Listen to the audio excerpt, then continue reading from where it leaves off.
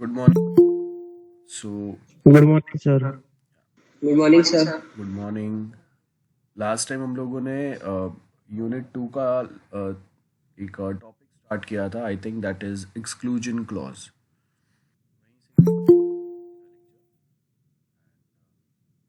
हाँ सर। हाँ, okay.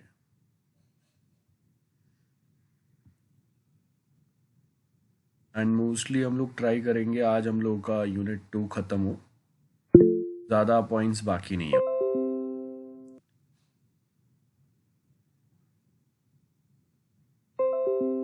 Okay. सो exclude करना कोई चीज़ को, एक्सक्लूजन क्लॉज। मैं कोई एक किसी को मैं रिस्ट्रिक्ट कर रहा हूँ।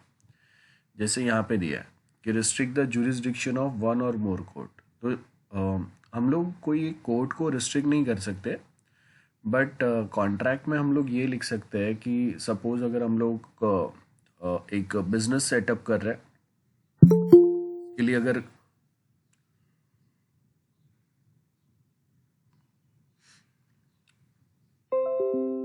सपोज हम लोग एक बिजनेस सेटअप कर रहे हैं जिसके लिए एक बिजनेस डील जो होगा, अग्रीमेंट जो होगा, वो मुंबई में हो रहा है। हम लोगों की मोस्ट ऑफ जो भी बिजनेस रिलेटेड एक्टिविटीज़ जो होंगे वो मुंबई में होंगे।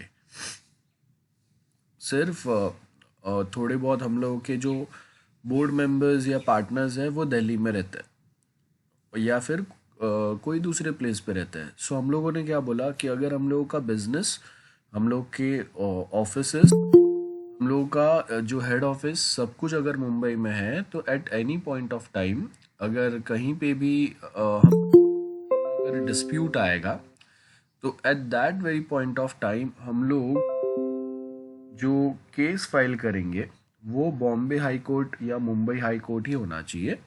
वो दिल्ली हाई कोर्ट नहीं होना चाहिए। तो इससे हम लोगों ने क्या बोला, हम लोगों ने एक कंडीशन रखा कि जब अगर सब कुछ अगर मुंबई में हो रहा है, सिर्फ हम लोगों के बोर्ड मेंबर्स या कोई पार्टनर्स जो है वही दिल्ली में रहते हैं। सो वो टाइम पे बस ये एक रीज़न की वजह से हम लोग दिल्ली में कोर्ट केस फाइल नहीं करेंगे, जहाँ पे हम लोगों का पूरा बिजनेस चल रहा है, जहाँ पे सारे लोग हैं, जहाँ पे हेड ऑफिस, जहाँ पे सब कुछ है, वहीं पे हम लोग केस फाइल करेंगे। ठीक है। सो यहाँ पे हम लोग बेसिकली बता रहे हैं कि प्राइमरी जो हम लोगों का प्रायोरिटी जो होगा हम लोगों का, वो प्रायोरिटी मुंबई हाई कोर्ट होगा।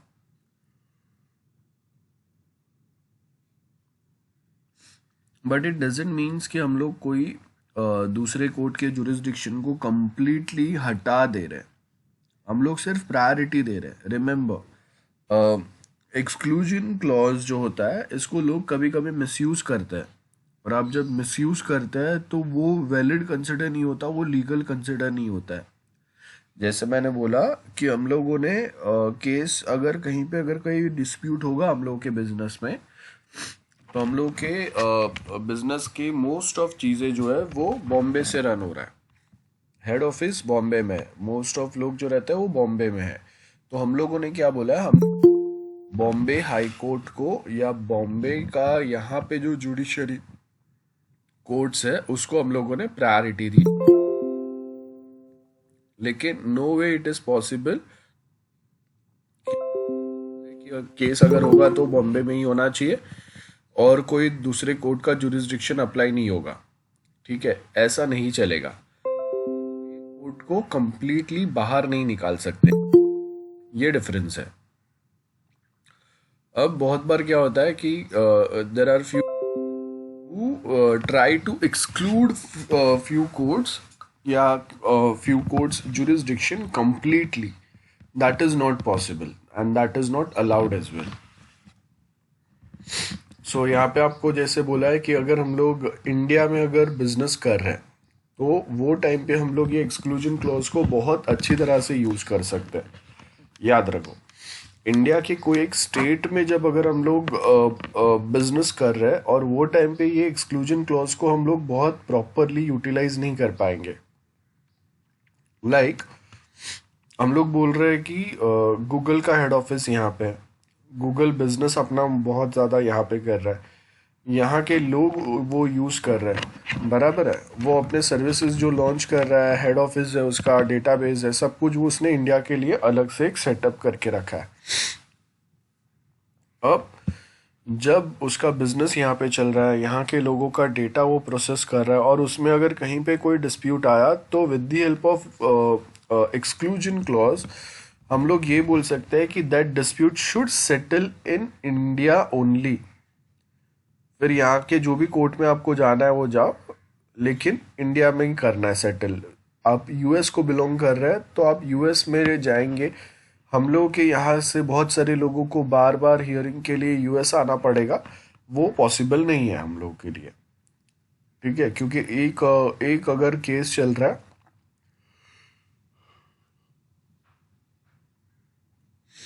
इट माइट पॉसिबल उसमें 50-100 इतने लोग रहेंगे अलग अलग जो केस से रिलेटेड रहेंगे।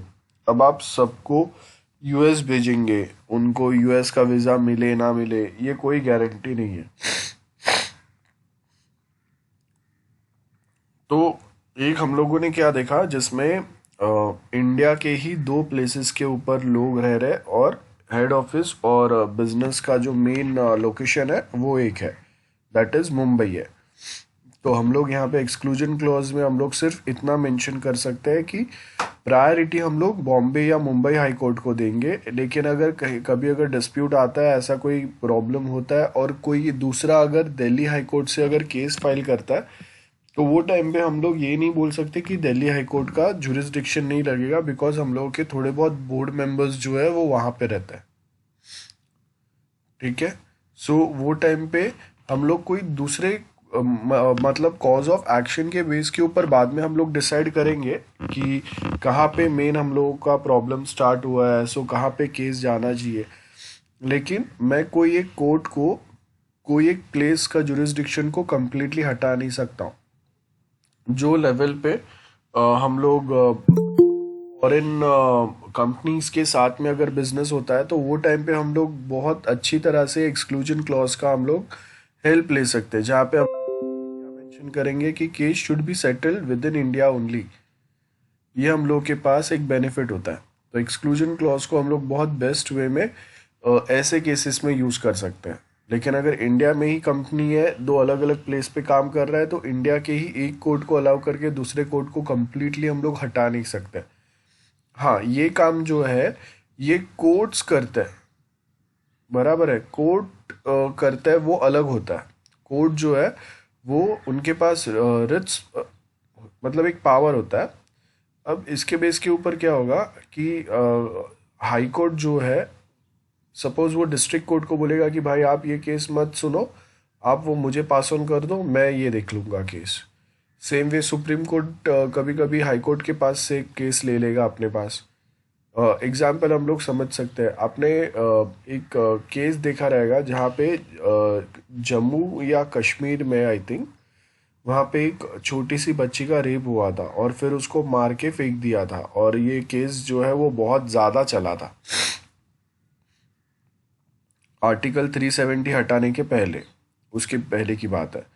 तो वो टाइम पे देन दिल्ली हाई कोर्ट ने बहुत ज़्यादा वहाँ पे प्रॉब्लम आ रहे थे, और वहाँ पे जो लोग थे वो बेसिकली ये बोल रहे थे कि अगर यहाँ का ही जो उनका जो हाई कोर्ट है वहीं पे अगर केस चला तो वो प्रॉपर जस्टिस नहीं मिलेगा, एंड बिकॉज ऑफ विच बाद में दिल्ली हाई कोर्ट ने वो केस जो है वो अपने अंडर लिया था।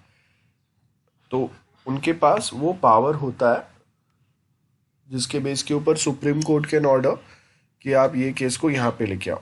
अब उसके आगे नेक्स्ट क्या बोल रहे हैं, कार्डिनल लीगल प्रिंसिपल। मतलब क्या बोल रहे हैं यहाँ पे, that jurisdiction of a court can not Holi ousted, मतलब आप कोई कोर्ट को कंप्लीटली बाहर नहीं निकाल सकते बाय अग्रीमेंट कि हाँ हम लोग केस करेंगे, अगर कभी डिस्प्यूट हुआ तो केस करेंगे तो वो सिर्फ बॉम्बे हाई कोर्ट में ही करेंगे, कोई दूसरे कोर्ट यहाँ पे इंटरफियर नहीं कर सकता। आप ऐसा कुछ नहीं बोल सकते। दूसरा कोर्ट का अगर जुरिस्डिक्शन लगेगा, कोई अगर एक ऐसा मैटर अगर आता है तो वो टाइम पे उनका जुरिस्डिक्शन डेफिनेटली लगेगा और उनके राइट्स रहेंगे। जुडिशरी को हम लोग एक्सक्लूड नहीं कर सकते, याद रखो। इंडिया में जुडिशरी जो है वो सबसे इंडिपेंडेंट पार्ट है। मैंने आपको लास्ट टाइम भी बताया था कि जुडिशरी का जो इंडिपेंडेंस है वो कॉन्स्टिट्यूशन के अंदर जो दिया है, और हम लोग जो उसको अलग अलग वे में इंटरप्रेट कर रहे हैं, इसी में प्रॉब्लम है। तो जुडिशरी को इंडिपेंडेंस दिया है, पावर बहुत ज़्यादा है।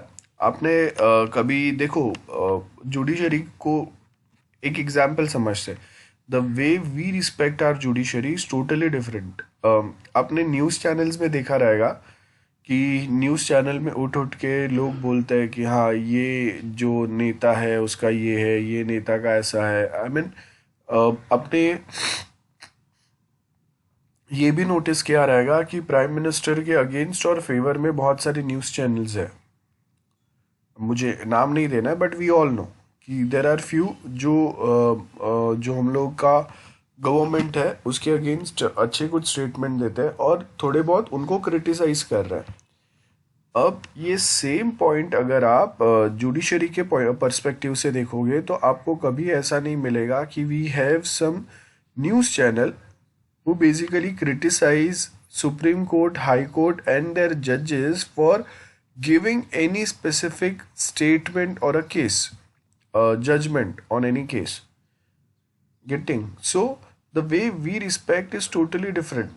मीडिया जो है, न्यूज़ चैनल्स जो है, उनके पास जो जजमेंट दिया है कोर्ट ने, वो जजमेंट को पब्लिक को बताना और देन बाद में सिर्फ ये अपना एक बोल सकते हैं कि अपना पॉइंट ऑफ व्यू एक रखना कि हाँ हम लोगों को लगता है कि कोर्ट का ये जो जजमेंट है वो थोड़ा इनके फेवर में भी आना चाहिए था। They can just provide some basic idea कि व्हाट दे फील। लेकिन अगर वो कोर्ट के जजमेंट को अगर निग्लेक्ट कर रहे हैं या कोर्ट के जजमेंट को बाईपास कर रहे हैं या कोर्ट के जजमेंट को डायरेक्ट अगर क्रिटिसाइज कर रहे हैं, वो अलाउड नहीं है। या आप कोर्ट के जजमेंट को मैनिपुलेट या मॉडिफाई करके अगर प्रेजेंट कर रहे हैं, that is also not allowed. एक एग्जाम्पल देखते हैं, आपने वो ये रफाल वाला जो हम लोग प्लेन्स खरीदने वाले थे फ्रांस के पास से पहले अभी तो आ गया, तो वो टाइम पे आपने देखा रहेगा सुप्रीम कोर्ट में केस चल रहा था एंड राहुल गांधी ने मीडिया में आके सुप्रीम कोर्ट का जजमेंट कुछ अलग था और राहुल गांधी ने ये बताया कि ओके सुप्रीम कोर्ट भी हम लोगों के साथ अग्री कर रहा है, यहाँ पे करप्शन हुआ है ये सब। और एक्चुअल जो कोर्ट का जजमेंट था वहाँ पे ऐसा कोई पॉइंट्स मेंशन नहीं था। एंड देन कोर्ट ने जो जजेस थे उन्होंने एक लीगल नोटिस भेजा राहुल गांधी को, and under which Rahul Gandhi ने अपोलोजाइज किया कि हाँ मैंने स्टेटमेंट जो है वो मॉडिफाई किया था। डायरेक्ट अगर अभी कोई एक्सेप्ट नहीं करेगा, लेकिन हाँ अलग अलग वे में लैंग्वेज को बदल के वही सेम बात आया। तो मतलब उसके लॉयर के साइड से ये सेम रिक्वेस्ट जो है वो सबमिट हुआ था, ये सेम अपोलॉजी लेटर सबमिट हुआ था सुप्रीम कोर्ट में। सो इसका मतलब क्या हो गया कि आप कोई तो स्पेसिफिक केसेस जो अगर कोर्ट में चल रहा है उसको आप डायरेक्टली अगर अपने चैनल पे न्यूज़ में बता रहे हो, तो वो टाइम पे आप उसका जो जजमेंट है या उसके जो जजेस है उनको आप क्रिटिसाइज या अपने वे में कुछ ये बोलो वो बोलो, ऐसा नहीं चलेगा। हाँ इन जनरल हम लोग डिस्कस करते हैं, वो बात अलग है कि मैं बोलूँगा कि हाँ अभी जो पैनल में जो जज है ये कोर्ट के हियरिंग के लिए, वो जज जो है वो ये स्पेसिफिक टाइप के केसेस के लिए बहुत पॉपुलर है। लास्ट टाइम उसका ये केस का ये जजमेंट आया था, ये केस का ये जजमेंट आया था। ये नॉर्मल हम लोग डिस्कशन कर सकते हैं, लेकिन मैं ऐसा नहीं बोल सकता कि अगर ये जज अगर अपॉइंट हुआ है तो चांसेस बहुत ज़्यादा है कि इसके फेवर में ही जजमेंट आएगा या इसके फेवर में ही जजमेंट आएगा। ऐसा नहीं होता है, ठीक है। आप देखो कि रशिया में जो आज के टाइम पे प्रोटेस्ट चल रहे बहुत बड़े लेवल पे, आपने अगर कहीं किसी ने सुना रहेगा न्यूज़ में तो जो पुतिन है उसका गवर्नमेंट जो गिरने वाला है, ऐसे जो चांसेस लग रहा है। तो वो टाइम पे प्रॉब्लम क्या है कि जो जजेस अपॉइंट हो रहे हैं ना वहाँ पे वो जो ये उनका जो पुतिन जो है प्रेसिडेंट जो है उनके साइड से अपॉइंट हो रहा है। तो वो जो जजेस या वो जो जुडिशरी है ना वो कभी भी पुतिन के ऊपर अगर कोई केस आया या उनके गवर्नमेंट रिलेटेड कोई केस आया तो जो जजमेंट जो आता है वो हमेशा गवर्नमेंट के फेवर में आता है। तो वहाँ पे डेमोक्रेसी, इंडिया के जैसा डेमोक्रेसी बोल के आप समझ लो कि एक ही कोई पर्सन जो है जैसे चाइना में कम्युनिस्ट पार्टी है वैसे ही वहाँ पे चल रहा है। तो कोर्ट या जुडिशरी जो है उसको एक फ्रीडम देना बहुत ज़रूरी है, और इंडिया में हम लोगों ने वो फ्रीडम दिया हुआ है। ये मैं आपको ये सारे अलग अलग एग्जाम्पल से बता रहा हूँ, ठीक है। आपने कभी न्यूज़ में ऐसा नहीं सुना रहेगा कि ये जो जज है इसका ये पार्टी के साथ ज़्यादा बन रहा है, इसके लिए उन्होंने ये पार्टी कांग्रेस बीजेपी या जो भी पार्टी है उसके फेवर में जजमेंट दिया हो। Getting, I hope I am very clear with this. So जो कोर्ट जो होता है वो कभी भी न्यूज़ में आने वाली चीज़ों को देख के या उसको ही खाली एक पॉइंट ऑफ व्यू देख के कभी अपना जजमेंट नहीं देते। दूसरी बात, आप उनके जुरिस्डिक्शन को कंप्लीटली हटा नहीं सकते हो। गेटिंग, सो अलग अलग पॉइंट ऑफ व्यू से जो जजेस है या जो हम लोग का जुडिशरी वो अलग अलग पॉइंट ऑफ व्यू से देखता है, सुनता है। ये सबसे इम्पॉर्टेंट पार्ट रहता है, और उसके बाद दे विल डिसाइड। तो आप अगर बोल रहे हो कि आपको कोई एक केस को यही कोर्ट में अगर हैंडल करना है, दूसरे कोर्ट का वहाँ पे परमिशन नहीं होगा, तो वो टाइम पे भी जो कोर्ट है, जो हाई कोर्ट रहेगा जो भी स्टेट का, वो पहले देखेंगे, सुनेंगे कि प्रॉब्लम क्या है, दोनों साइड के आर्ग्यूमेंट सुनेंगे, and after that they will decide कि ओके यहाँ पे को केस को कंटिन्यू रखना है या आप कहीं दूसरे जगह पे उसको भेज देंगे, ठीक है। ये बहुत इम्पोर्टेंट रहता है, आप अग्रीमेंट में क्या मेंशन कर रहे हैं और आप को जुडिशरी उसको जो वे में इंटरप्रेट करेगा, ये बहुत अलग है। मैं आपको एग्जांपल देता हूँ। नॉर्मल लोग अगर इंटरप्रेट करेंगे कुछ चीज़ को तो वो बहुत अलग रहता है। फॉर एग्जांपल, आप देखो कि जो 26 जनवरी को रेड फोर्ट पे जो हुआ, लाल किले पे जो प्रॉब्लम हुआ, अब कोई कोई मीडिया चैनल्स ने उसको बहुत अलग वे में बताया और कोई कोई मीडिया चैनल ने उनको बहुत अलग वे में बताया। मतलब दो मीडिया चैनल्स है, एक जो गवर्नमेंट को फेवर में है वो गवर्नमेंट के फेवर में सारी चीज़ें बता रहे, दूसरा उसके अगेंस्ट है, वो उसके अगेंस्ट वाली चीज़ें बता रहा है। गेटिंग, तो अब नॉर्मली क्या होगा कि मैं कौन सा न्यूज़ चैनल देख रहा हूँ ना, उसके हिसाब से मेरा जो थिंकिंग है वो मॉडिफाई होगा। लाइक मैं बोल रहा हूँ कि मैंने जो जो न्यूज़ चैनल्स मोदी गवर्नमेंट को सपोर्ट करता है ना, वो न्यूज़ चैनल्स ने न्यूज़ क्या बताया कि खालिस्तान का फ्लैग जो है वो इंडिया का फ्लैग निकाल के चढ़ा दिया। अब उसी का सेकेंड पॉइंट ऑफ व्यू आप दूसरे न्यूज़ चैनल पे देखो जो इनको फेवर नहीं करता है, क्योंकि उन्होंने ये वाले पॉइंट नहीं बताए थे जो दूसरे चैनल पे आपको मिलेंगे, जिसमें बताया क्योंकि इंडिया का फ्लैग एक ही साइड पे था, दूसरा एक पोल जो एम्प्टी था जिस पे कोई फ्लैग नहीं था, उसके ऊपर जो सिख लोगों का जो मंदिर में जो फ्लैग रहता है वैसा वाला था, खालिस्तान वाला नहीं था वो। ये दो अलग चीजें हो गए। देन थर्ड थिंग कि जब अगर कोई फ्लैग लगा रहा था, रेड फोर्ट था, इतने सारे लोग थे, एक बंदा ऊपर चढ़ गया है, बहुत सारे लोग उसको नीचे उतरने को बोल रहे हैं, ये पॉइंट कोई गवर्नमेंट को जो फेवर कर रहे थे वो न्यूज़ चैनल में नहीं आए। देन पुलिस जो है वो वहाँ पे एब्सेंट था, पुलिस ने वहाँ पे सिक्योरिटी बहुत कम करके रखी थी। कोई अगर आके इतना ऊपर चढ़ रहा है फ्लैग के बाजू में तो भी कोई एक सिंगल पुलिस वाला नहीं था जो उसको पूछता रहेगा, उतारता रहेगा। एक बंदा ऐसे फ्लैग लगा के वापस आके रेड रेड फोर्ट पे फ्लैग लगा के वापस चले जाता है, कोई उसको अरेस्ट नहीं कर रहा है। सो आप देखो कि जब अगर हम लोग न्यूज़ चैनल देखते हैं तो गवर्नमेंट के क्रिटिसिजम्स एंड फेवर में जो चैनल्स रहते हैं वो बहुत ज़्यादा मैनिपुलेटेड वे में न्यूज़ बताते हैं। कोई टोटली उसके फेवर में बता रहा है, कोई टोटली उसके अपोजिशन में बता रहा है।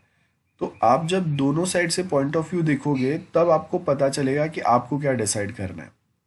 वैसे ही जुरिस्डिक्शन के अंदर भी वो जो है जो भी जजमेंट आ रहा है या जो केस है वो कोर्ट में अगर केस रहेगा तो वो सबसे पहले तो किसी एक का ही बात सुन के किसी एक का पॉइंट ऑफ व्यू से जजमेंट नहीं देते।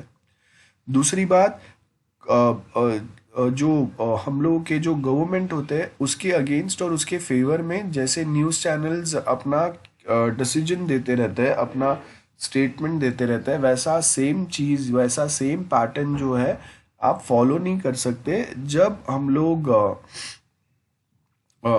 लोग बेसिकली कोई एक जजमेंट की बात कर रहे हैं या कोर्ट की बात कर रहे हैं। वो टाइम पे freedom to speech and expression जो है वो बहुत ज़्यादा रिस्ट्रिक्टेड है with respect to court room या जजेस। ये हम लोगों के जुडिशरी या जजेस का पावर है, ठीक है। सो यहाँ पे आपको क्या बोला है, an agreement which has the effect of absolutely ousting jurisdiction of the courts is unlawful. बराबर है, जैसे मैंने आपको ऑलरेडी बोल दिया कि कोई एक कोर्ट को अगर मैं बोल रहा हूँ कि भाई ये वाला कोर्ट जो है यहाँ पे केस चलेगा ही नहीं, तो वो अलाउड नहीं है, वो लीगल ही नहीं है, वो लॉफुल ही नहीं है। ऐसा कुछ अगर क्लॉज डाला है तो वो माना ही नहीं जाएगा। अब पार्टीज ने अगर डिसाइड किया है, मतलब जो भी पार्टनर्स है जो बिजनेस डील कर रहे हैं, उन्होंने अगर डिसाइड किया है म्यूचुअली अग्रीमेंट के अंदर कि अगर कभी भी कोई डिस्प्यूट होता है तो फर्स्ट प्रायोरिटी हम लोग बॉम्बे हाई कोर्ट को देंगे। ये फर्स्ट प्रायोरिटी बोला है। कहीं पे आप डायरेक्टली ऐसा मेंशन नहीं कर सकते कि सिर्फ बॉम्बे हाई कोर्ट का जुरिस्डिक्शन लगेगा, केस सिर्फ यहाँ पे चलेगा और दूसरा कोई कोर्ट जो है वो ये केस सुन नहीं सकता है, ठीक है। सो यहाँ पे वही बोला है, कॉन्ट्रैक्ट एक्ट है section 28 provides that every agreement by which any party is restricted absolutely from enforcing his rights under or in respect of any contract by the usual legal proceeding in ordinary tribunal, or which limits the time within which he may thus enforce this rights is void to a extent। ठीक है, जो मैंने आपको बताया वही technical language में लिखा हुआ है कि आपने कोई एक कॉन्ट्रैक्ट के अंदर आपने बताया कि ओके ये वाले जो ट्रिब्यूनल्स है, मतलब जो फास्ट ट्रैक कोर्ट है या ये वाले जो हम लोगों के डिस्ट्रिक्ट कोर्ट या हाई कोर्ट जो है, इसको आपने रिस्ट्रिक्ट किया हुआ है, इसको आपने अलाउ नहीं किया है या इसको अलाउ किया है। हाँ, एक्सेप्शंस यहाँ पे आ सकते हैं, ठीक है, जिसमें हम लोग बताएंगे कि ओके अगर ये लिमिट का अगर कोई आपका केस होगा या ये लिमिट का ये साइज का आपका कोई कॉन्ट्रैक्ट होगा तो उसके लिए हम लोग ये वाले कोर्ट में जाएंगे। कोर्ट में ऑल्सो डिसाइड, आपने देखा रहेगा कि अगर हम लोगों ने एग्जाम्पल देखा था कि सपोज अगर आपका 5 लाख या 50 लाख सपोज पकड़ो, चलो 50 लाख से अगर कम अमाउंट का अगर केस है you go to district court, और 50 लाख से बड़े अमाउंट का अभी 1 करोड़ 5 करोड़ 10 15 20 500 करोड़ जितना भी बड़ा अमाउंट है, आप कहाँ पे जाएंगे, हाई कोर्ट, या फिर उससे आगे अगर बड़ा केस हो रहा है तो हम लोग जाएंगे सुप्रीम कोर्ट में। एक्सक्लूजन क्लॉज देखो, सुप्रीम कोर्ट ने बोला है, सुप्रीम कोर्ट मतलब हाईएस्ट अथॉरिटी हो गया, इसके ऊपर कोई दूसरा कोर्ट नहीं आएगा, राइट। हम लोगों को सीक्वेंस पता है, आपके जो लोकल जो आपके लोकल पंचायत होते हैं, ग्राम पंचायत रहते हैं, देन हम लोग के फास्ट ट्रैक कोर्ट जो आता है वो सब आता है, उसके बाद आएगा district court, high court and supreme court. So supreme court ने बोला exclusion clause is valid and lawful as long as it does not oust the jurisdiction of all the courts which would otherwise have jurisdiction to decide। ठीक है, Delhi high court का jurisdiction था, लेकिन आपने agreement में बता दिया कि दिल्ली हाई कोर्ट का जुरिस्डिक्शन नहीं रहेगा, तो वो अलाउड नहीं होगा। नेक्स्ट क्या बोला है, many courts would have a jurisdiction and the parties have agreed to submit their dispute one or more of this jurisdiction and not to the other or others. Such a clause would be legally valid and it can not be said. So ये basic है जो मैंने आपको explain किया। Abuse of jurisdiction exclusion clause वही है जो मैंने बताया। लॉ ऑफ एक्सक्लूजन इम्पॉर्टेंट है जब अगर हम लोग ई कॉमर्स या जो हम लोग के आज के वेबसाइट्स है फेसबुक गूगल उनके साइड में जब उनके साथ जब अगर हम लोग काम कर रहे हैं वो टाइम पे, क्योंकि आप देखो कि ये सारे जो कंपनीज है ये मेनली इंडिया के बाहर अपना मेन उनका बिजनेस है और वो इंडिया में अपना बिजनेस लेके आए। तो यहाँ पे आपको क्या बोला, e-commerce would have a vast outcome, exclusion clause can be used and misused. Advantage क्या बोला है, specifies jurisdiction mutually convenient to party and to avoid future dispute on jurisdiction.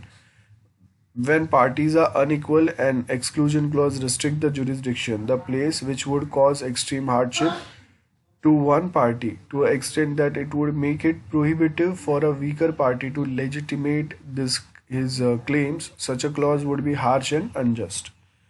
तो अग्रीमेंट के अंदर भी अगर एक्सक्लूजन क्लॉज जो है उसको आप उससे आप किसी एक कोर्ट का जुरिस्डिक्शन को आप कंप्लीटली रिस्ट्रिक्ट नहीं कर सकते। और उसका प्रॉब्लम ये भी हो सकता है कि कोई एक जो पार्टी है जो बहुत बड़ा डोमिनेट कर रहा है पूरे बिजनेस को, लाइक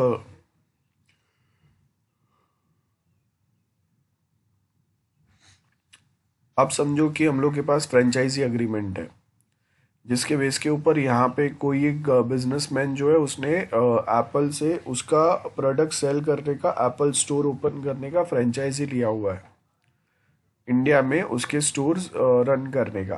अब एप्पल जो है वो बहुत बड़ा कंपनी है, बहुत बड़ा ब्रांड है। एक छोटा सा स्टोर चलाने वाला एप्पल के साथ कंपैरिजन तो पूरा नहीं कर सकता। अगर उसके साथ अगर डिस्प्यूट में आता है तो फिर बहुत ज़्यादा तकलीफ भी होगा उसको, बराबर है, क्योंकि इतने बड़े कंपनी के साथ डिस्प्यूट पे आना, वो कंपनी के पास अपने खुद के अलग से लीगल प्रोसीडिंग्स चलाने के लिए बहुत सारी चीज़ें भी रहेंगे गेटिंग। सो यहाँ पे अभी हम लोग क्या बोलेंगे कि अगर आपका ऐसा कुछ प्रॉब्लम अगर हो रहा है जहाँ पे एक पार्टी बहुत स्ट्रांग है, एक पार्टी बहुत वीक है, लेकिन उसमें भी आपका जो प्लेसेस ऑफ जुरिस्डिक्शन रहेगा उसको आप कहीं ना कहीं रिस्ट्रिक्ट नहीं कर सकते। लाइक यहाँ पे आपको क्या बोला, a retail website based in Dubai selling and delivering a television set to a consumer in India, it is mention in a contract. क्या बोला है कि अगर भाई आपने जो टेलीविजन खरीदा है वो कहाँ से भेजा गया है, दुबई से भेजा गया है, तो अगर अभी आपको कुछ डिस्प्यूट है तो दुबई आओ। अब आप देखो कि अगर एक पर्सन जिसने अगर 50,000 का भी अगर टीवी लिया हुआ है, अब वो 50,000 का टीवी का डिस्प्यूट के लिए अगर मैं केस फाइल करने दुबई जाऊंगा तो मेरा आने जाने का और वहाँ पे जो रहने का डिस्प्यूट के टाइम पे वहाँ पे जो मेरा स्टे होगा, बाकी का मेरा खर्चा है, उससे टीवी के वैल्यू से ज़्यादा हो जाएगा। तो ये पॉसिबल ही नहीं होगा ना। 50,000 के लिए मैं 1 लाख और खर्चा करूँ, ये तो समझदारी वाली बात ही नहीं है। So if there will be a different in television set, it is next to impossible for Indian legitimate कि जाके भाई दुबई में जाओ और उसको आप केस करो वहाँ पे। So internet consumer should be aware of the exclusion because court normally leave in favour of this clauses which have been agreed upon two parties. So ये देखो, अब यहाँ पे ना ई कॉमर्स में जब अगर आप कोई प्रोडक्ट परचेस कर रहे हैं तो वो टाइम पे हम लोग हर एक जगह पे कोर्ट जो है वो इंटरफियर नहीं करता है, लेकिन कोर्ट बोलता है कि भाई दो पार्टी जो है वो आपस में डिसाइड करेंगे कि आपको कहाँ पे जजमेंट या केस अगर डिस्प्यूट होता है तो आपको वो डिस्प्यूट या वो केस जो है वो कहाँ पे चलाना है। That's it. देन 4.9 4.9 क्या क्या बोल रहा है, objection of lack of jurisdiction. Lack of jurisdiction का मतलब क्या है, inherent lack of jurisdiction and lack of pecuniary territorial jurisdiction. Difference क्या होता है? Court judgments and order and nullities. In cases of initial lack of jurisdiction, no amount of consent or a waiver on the party on part of parties can create a jurisdiction. First point है, देखो अब ये first point में हम लोग क्या बोल रहे हैं, लैक ऑफ जुरिस्डिक्शन, मतलब आपको ज़्यादा परमिशन या आपको ज़्यादा जुरिस्डिक्शन दिया नहीं। We are talking about court. जैसे यहाँ पे आपको क्या बोला है, if an assessment order under IT act, मतलब जो केस जो चल रहा है वो कौन सा है, इनकम टैक्स रिलेटेड केस है जिसमें किसी ने टैक्स नहीं भरा है या टैक्स चोरी हुआ है, जो भी है। अब इसके लिए जो केस फाइल होगा वो सिविल कोर्ट में होगा। तो आपको इंडियन कॉन्स्टिट्यूशन के हिसाब से जो पावर्स मिलेंगे वो कोड ऑफ मतलब सिविल प्रोसीजर कोड के जो पावर्स रहेंगे वो मिलेंगे सपोज, या हम लोग का जो कंपनी लॉ है उसके जो पावर्स रहेंगे वो मिलेंगे, जिसके अंदर डिसाइड होगा कि किसका कितना टैक्स होगा। अब उसके पास अगर हम लोग क्रिमिनल केस लेके जा रहे हैं या आईटी के केस लेके जा रहे हैं तो उनके पास वो सारे पावर्स इनहेरिट ही नहीं हुए इंडियन कॉन्स्टिट्यूशन से, तो वो वैसे केसेस को सुन नहीं सकते या वैसे केसेस पे वो अपना जजमेंट नहीं दे सकते, because they are not the expert one, they don't have a detail knowledge about those type of cases. So inherent lack of jurisdiction, ये मतलब अलग होता है। मतलब आपने जो पावर इनहेरिट किया है जुरिस्डिक्शन जो हम लोग का कॉन्स्टिट्यूशन में से, वो पावर आपको आईटी रिलेटेड एक्ट, सिविल कुछ केसेस रहेंगे उसको सुनने का पावर दे रहा है। वहाँ पे आपके पास कहीं पे भी जो हम लोग के साइबर केसेस जो है उसको सुनने का पावर नहीं है, उसको सुनने का आपके पास एक्सपर्ट ही नहीं है, तो वो टाइम पे तो ये अलाउड नहीं होगा। सेकेंड वाला कौन सा है? सेकेंड वाला is lack of pecuniary territorial jurisdiction. जल्दी से एक बार पढ़ो और आप बताओ मुझे। Guys, anyone who can explain this? Lack of pecuniary territorial jurisdiction. जल्दी बताओ कौन एक्सप्लेन करेगा? Yeah, can you explain? Sir, this lack of pecuniary territorial jurisdiction. हाँ, क्या होगा उसमें बताओ।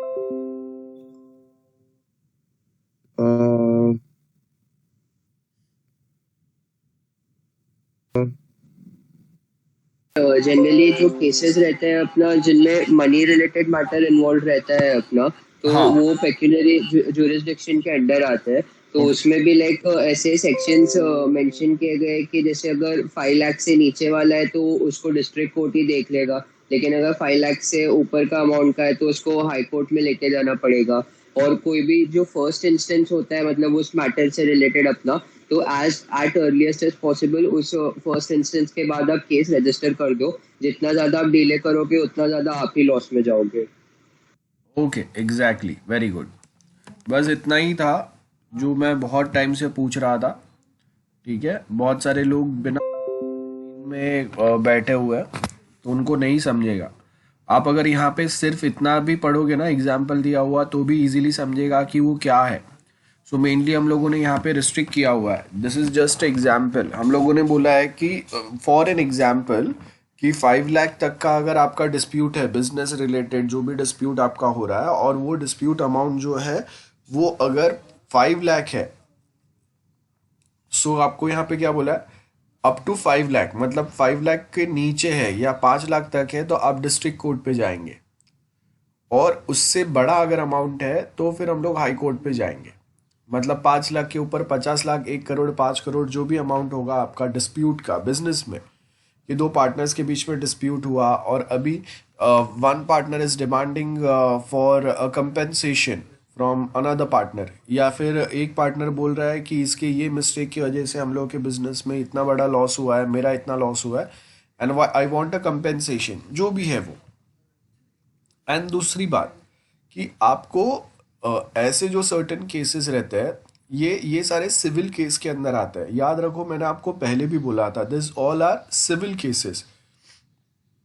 और ये जो केस है वो जब अभी प्रॉब्लम होता है, डिस्प्यूट होता है, वो ही टाइम पे या उससे एक शॉर्ट ड्यूरेशन के अंदर आपको फाइल करने रहते हैं।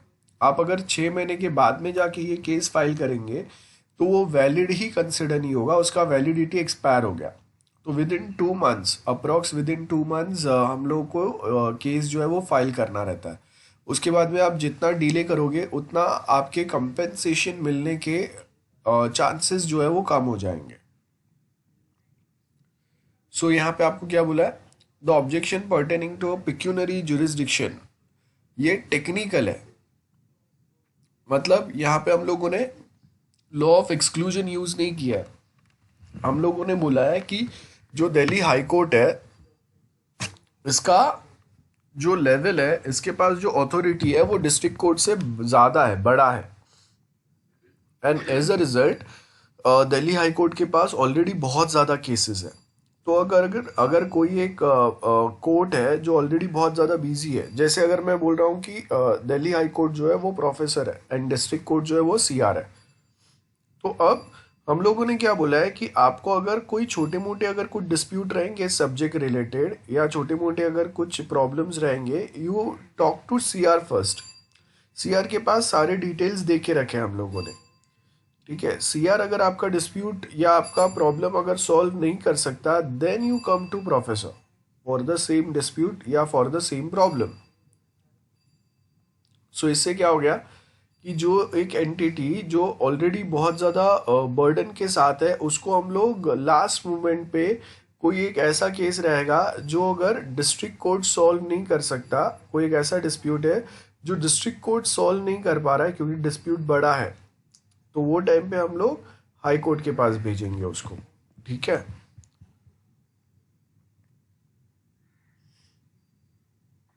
अब पिक्यूनरी जुरिस्डिक्शन जो वाले जो केसेस है, ये फास्ट ट्रैक कोर्ट के ऊपर हम लोग या डिविजनल कोर्ट के ऊपर हम लोग नहीं लेके जा सकते, ठीक है। क्योंकि हम लोगों ने क्या बोला है कि अगर आपका पिक्यूनरी पैसा रिलेटेड अगर कोई डिस्प्यूट हुआ है, तो आपको हम लोगों ने स्ट्रिक्टली बोला हुआ है कि आप डिस्ट्रिक्ट कोर्ट जाएंगे या हाई कोर्ट जाएंगे।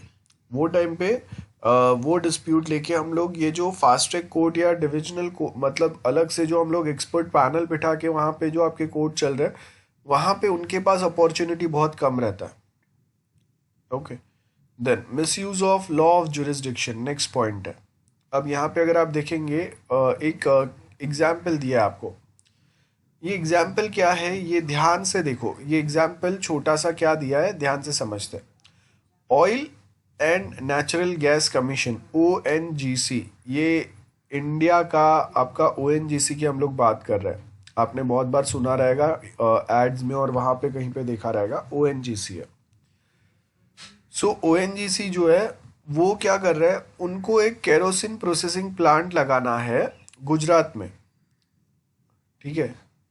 गुजरात के कोई हाजरिया करके प्लेस है, वहाँ पे उनको, ये रियल केस है, तो ONGC को एक प्लांट सेटअप करना है। अब ये जो कंपनीज रहते हैं ये गवर्नमेंट ओन कंपनीज है। ONGC is purely government entity, government own company है ये। गवर्नमेंट उसका मेजोरिटी स्टेक होल्डर जो किसके पास है, गवर्नमेंट के पास है, ठीक है। तो इसके लिए गवर्नमेंट उसका ओनर हो गया, इसमें से जो भी प्रॉफिट लॉस होगा वो गवर्नमेंट के पास जाएगा। अब इसमें क्या हो रहा है, एक उत्पल कुमार बासु एन ऑर्गेनाइजेशन, इन्होंने केस फाइल किया है। अब प्रॉब्लम क्या चल रहा है और केस जो फाइल हुआ है वो कहाँ पे हुआ है, और अब जुरिस्डिक्शन किसका लगेगा वो देखना है हम लोगों को। तो यहाँ पे देखो क्या बोला है, misuse of law of jurisdiction. तो ये केस से हम लोग को पता चलेगा कि लॉ ऑफ जुरिस्डिक्शन को हम लोग अपने फेवर में और अपने अगेंस्ट, किसी दूसरे के अगेंस्ट कैसे यूज कर सकते हैं। अब यहाँ पे क्या बोला है, ONGC जो गवर्नमेंट ओन्ड कंपनी है, उन्होंने एक एक एजेंसी अपॉइंट किया, एक एजेंसी को हायर किया और उनको बोला कि भाई आप ऐसे बिडर्स, ऐसे लोग ढूंढ के लेके आओ जो गुजरात के ये वाले प्लेस पे केरोसिन प्रोसेसिंग यूनिट सेटअप करने में इंटरेस्टेड हो। उनके पास से आप टेंडर लेके आओ, उनके पास से आप टेंडर डिमांड करेंगे। टेंडर डिमांड करने का मतलब समझते हैं कि वो लोग अपने प्राइजेस देंगे कि okay we are interested to work with ONGC, and उनका जो एक केरोसिन प्रोसेसिंग प्लांट सेटअप करने का जो एक मेन अभी उनका एक आइडिया जो चल रहा है, उसमें हम लोग हेल्प करेंगे। हम लोग उनको ये प्लांट सेटअप करके दे सकते हैं और उसके लिए इतना हम लोगों को टाइम लगेगा और हम लोगों का जो मेन अमाउंट या पैसा जो होगा वो इतना इतना होगा, ठीक है। इसको टेंडर बोलता है। तो अब EIL जो है ये एक एजेंसी है, इन्होंने टेंडर मंगवाया। कैसे मंगवाया, न्यूज़पेपर में एडवर्टाइज देके। आप जब टाइम्स ऑफ इंडिया या ऐसे अलग अलग न्यूज़पेपर्स देखोगे तो उसमें आपको पता चलेगा कि गवर्नमेंट कंपनीज के साइड से ऐसे अलग अलग टेंडर भरने के लिए आपको एडवर्टाइजमेंट्स आते रहते हैं। बहुत सारे दूसरे कंपनीज भी देते हैं कि हाँ हम लोग के पास ऐसा एक रिक्वायरमेंट है, ऐसा कुछ हम लोगों को बिजनेस के लिए प्लान सेटअप करना है या और कुछ है। जो भी इंटरेस्टेड रहेंगे they can file tender, they can send their tender on this XYZ email address, या फिर फिजिकली हम लोग को सेंड करो, जो भी है वो। ये एडवर्टाइजमेंट कहाँ से रिलीज हो रहा है? देखो, न्यू दिल्ली से रिलीज हो रहा है। एडवर्टाइजमेंट किसके लिए? Demanding for a tender. और वो टेंडर किसके लिए मंगवाया जा रहा है? ONGC के लिए। उनको अपना एक नया प्लांट सेटअप करना है, कहाँ पे? गुजरात में। ठीक है, सो ये देखो, ये एडवर्टाइजमेंट रिलीज होता है न्यू दिल्ली के साइड से, जो टेंडर डिमांड कर रहा है, जो भी लोग इंटरेस्टेड रहेंगे उनके पास। अब इन्होंने जो है ना, इंडिया के जो बहुत अच्छे अच्छे पॉपुलर पेपर्स जो है उसमें ये एडवर्टाइजमेंट दिया टेंडर के लिए। अब ये जो भी मोस्ट ऑफ लीडिंग न्यूज़पेपर्स रहेंगे वो इंडिया के हर एक स्टेट में, हर एक एरिया में जाएंगे। तो वैसा ही ये जो सर्कुलेशन हो रहा है, टाइम्स ऑफ इंडिया में ऐड आता है और उसका एक कॉपी जो है वो वेस्ट बंगाल में जा रहा है। ध्यान से देखो, बराबर है। ONGC को केरोसिन प्लांट सेटअप करना है गुजरात में, उसके लिए उन्होंने टेंडर्स रिक्वायर्ड है, उनको सप्लायर रिक्वायर्ड है, उनको लोग रिक्वायर्ड है जो उनका ये रिक्वायरमेंट फुलफिल करके दे। तो उन्होंने एक एजेंसी को हायर किया, EIL, जिसने न्यूज़पेपर में एडवर्टाइजमेंट जनरेट किए कि भाई ONGC को एक प्लांट सेटअप करना है, जो भी लोग इंटरेस्टेड रहेंगे वो अपने टेंडर्स जो है वो ये डेट से ये डेट के बीच में अपने टेंडर्स या अपने प्रपोजल्स जो है ये बिजनेस के लिए वो भेज सकते हैं। और ये एडवर्टाइजमेंट उन्होंने न्यूज़पेपर के थ्रू दिया। तो अगर न्यूज़पेपर के थ्रू एडवर्टाइजमेंट दिया, तो अगर वो न्यूज़पेपर अगर न्यू दिल्ली से आपने ऐड दिया है, लेकिन वो न्यूज़पेपर अगर गुजरात जा रहा है, MP, बिहार, महाराष्ट्र, जहाँ पे भी जाएगा, साउथ इंडिया में जा रहा है, तो वहाँ पे भी जहाँ अगर ये न्यूज़पेपर जा रहा है तो ये एडवर्टाइजमेंट ऑफकोर्स जाएगा। अब प्रॉब्लम कहाँ से चालू हो रहा है कि यहाँ पे जो टेंडर भरने के बाद में ये जो उत्पल कुमार बासु है, ये बोल रहा है कि भाई आपने टेंडर तो पूरा इंडिया से मंगा है, लेकिन उसके बाद में मेरा टेंडर का अमाउंट आपने जो सप्लायर को सिलेक्ट किया है उससे कम था, और फिर भी आपने उसका वाला टेंडर जो है वो सिलेक्ट किया है। मतलब आपने बिजनेस में सबसे पहले तो एडवर्टाइजमेंट दिया टेंडर के लिए, अब उसमें से जो जेन्युइन वाले हैं उसको हटा के आप अपने हिसाब से अपने लिए जो बेनिफिशियल है या आपका म्यूचुअली कुछ तो अगर बिजनेस डील हुआ है उसके बेस के ऊपर आप सिलेक्ट कर रहे हो लोगों को। So that is not correct. So यहाँ पे आपको वही बोला है, देखो, in response to which tenders, बहुत सारे टेंडर्स आते EIL के पास, जो एजेंसी है जिसने एडवर्टाइजमेंट दिए थे, और वो EIL ने क्या किया, ये सारे टेंडर्स ONGC को दे दिए कि भाई अभी आप डिसाइड करो, टेंडर्स हम लोग लेके आ गए, आपने बोला था उसके हिसाब से, बराबर है। EIL तो सिर्फ एजेंसी है।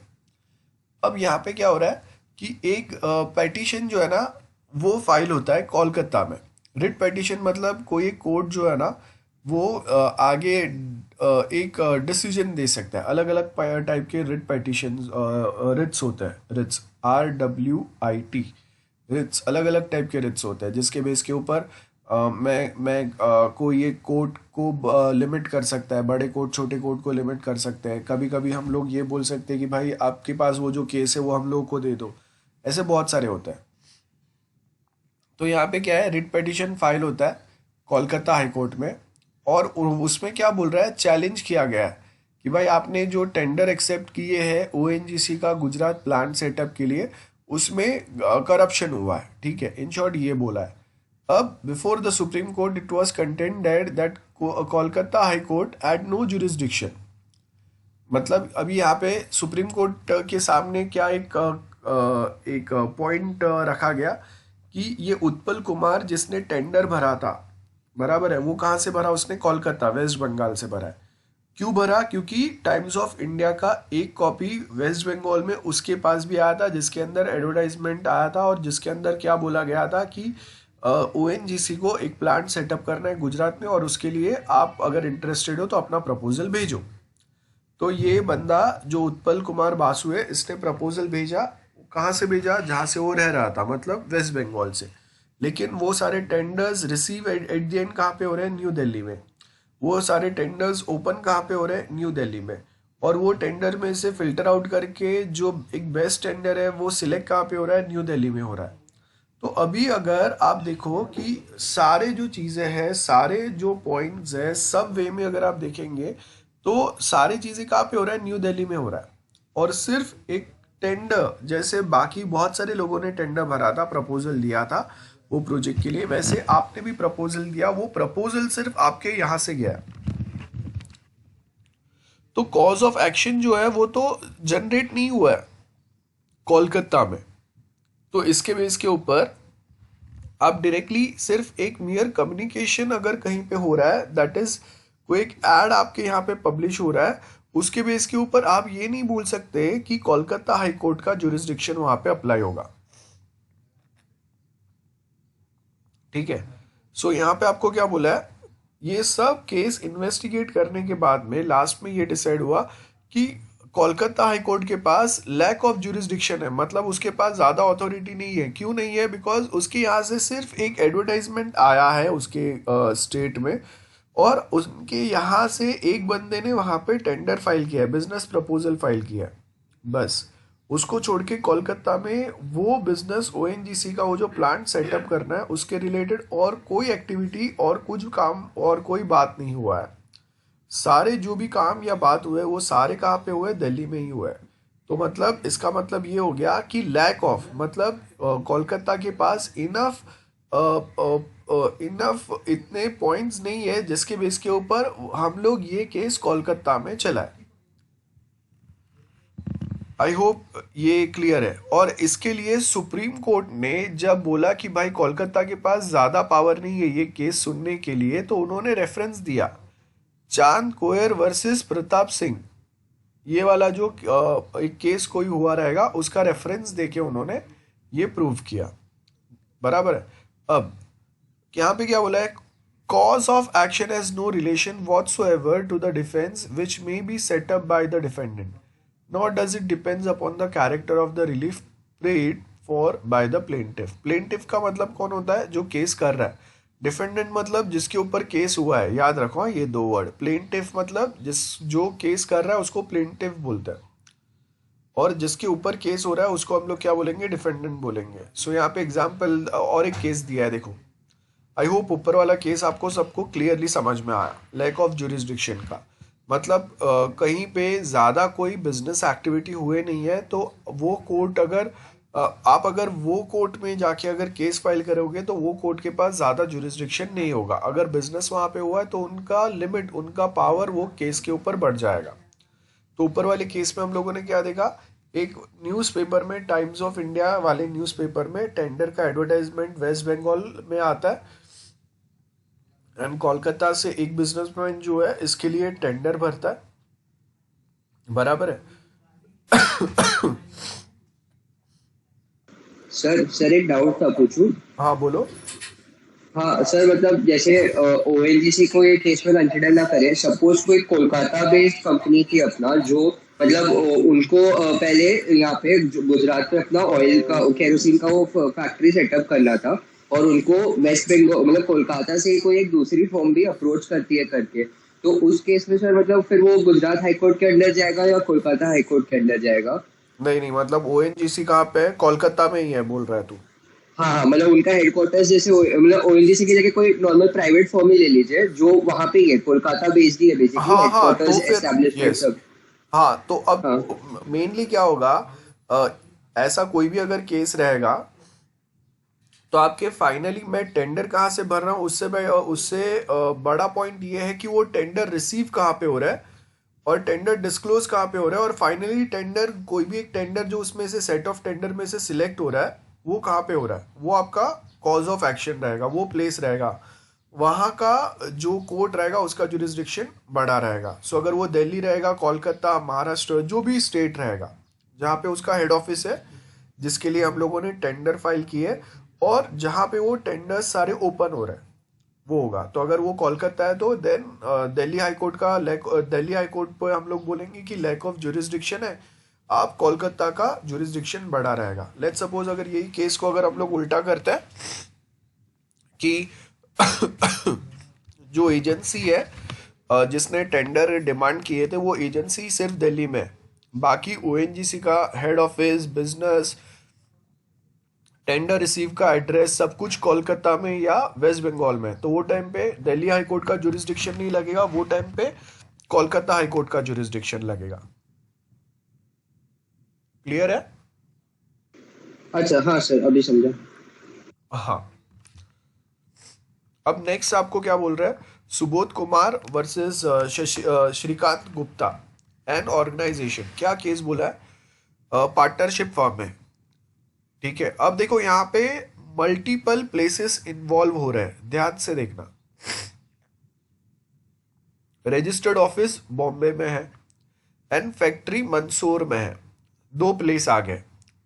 ठीक है, 2 पार्टनर्स है जिसको हम लोग यहाँ पे डिफेंडेंट बोल रहे हैं। 2 पार्टनर्स को डिफेंडेंट बोल रहे हैं, मतलब थर्ड वाले पार्टनर ने ये 2 पार्टनर के ऊपर केस किया हुआ है, इसके लिए ये 2 डिफेंडेंट है, ये खुद को डिफेंड करने वाले हैं against the allegations which is put on them by there first partner. I hope ये वर्ड्स से आपको याद रखना है। तो देखो 2 पार्टनर्स जो है वो भी मंदसौर में रहते हैं, रजिस्टर्ड ऑफिस बॉम्बे में है। तो टोटल जो भी कोई कंपनी है उसमें 3 पार्टनर्स है। उनका जो रजिस्टर्ड ऑफिस है वो बॉम्बे में है और उनका जो फैक्ट्री चल रहा है जहां पे जो भी प्रोडक्शन होते रहेंगे उनके, वो मंदसौर में। 2 पार्टनर जिनके ऊपर केस किया है थर्ड पार्टनर ने, वो दोनों भी मंदसौर में रहते हैं। और थर्ड पार्टनर जिसने केस किया है, कैसे पता चला इसने केस किया है? क्योंकि हम लोग इसको प्लेंटिफ बोल रहे हैं। अब ये जो थर्ड पार्टनर है वो कहां पे शिफ्ट हुआ है? चंडीगढ़ में शिफ्ट हुआ है। और ये तीनों के बीच में अग्रीमेंट हुआ था, और ये जो अग्रीमेंट हुआ था वो भिलाई में हुआ था।